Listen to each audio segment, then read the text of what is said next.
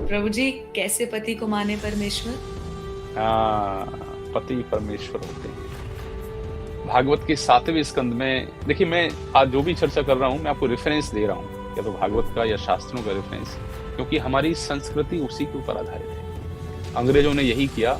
अंग्रेजों ने कहा हिंदुस्तानियों की बैंड बजानी है ना, तो इनको पहले ये कह दो कि इनके शास्त्र ही गलत हैं, पहले ये कह दो बस। अब हमारे जो मरने जीने में जो नियम होते हैं, बच्चे पैदा होने के जो भी नियम होते हैं, वो सारे के सारे तो शास्त्रों पर आधारित है। तो हमारे जीवन का आधार शास्त्र है, बुक्स आर द बेसिस। तो उसी शास्त्र का जो सार है श्रीमद् भागवत, उसके 7वें स्कंद में कहा गया है।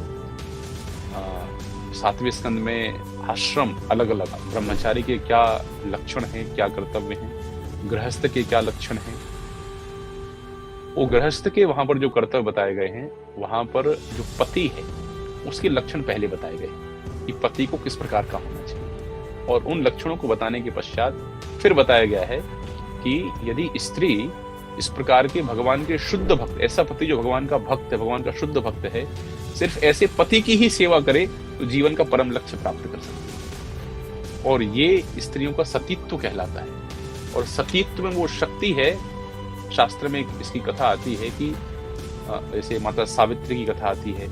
एक और स्त्री हुई जिनके पति को रोग था, और किसी कारणवश उनको एक साधु उनको श्राप दे दिया कि सुबह आपके पति की मृत्यु हो जाएगी। तो सती स्त्री ने संकल्प लिया कि यदि मेरा सतीत्व व्रत पक्का है तो कल का सूरज उगेगा ही नहीं। तो वास्तव में सूर्य का उदय रुक गया, ऐसे एक कथा शास्त्र पुराण में आती है।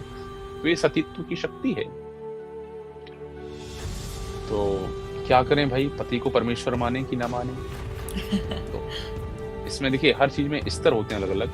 यदि पहले स्तर की हम बात करें, पहला स्तर ये है कि पुरुष भगवान का भक्त हो, सारे दिव्य गुणों से युक्त हो, और स्त्री ऐसे पुरुष की सेवा करे तो निश्चित रूप से उसका कल्याण है। इसको अन्यथा मत लीजिए कि स्त्रियों का ये दोहन है, स्त्रियों का ये शोषण है, ऐसी बात बिल्कुल नहीं। यत्र नारेस्तु पूज्यन्ते रमन्ते तत्र देवता।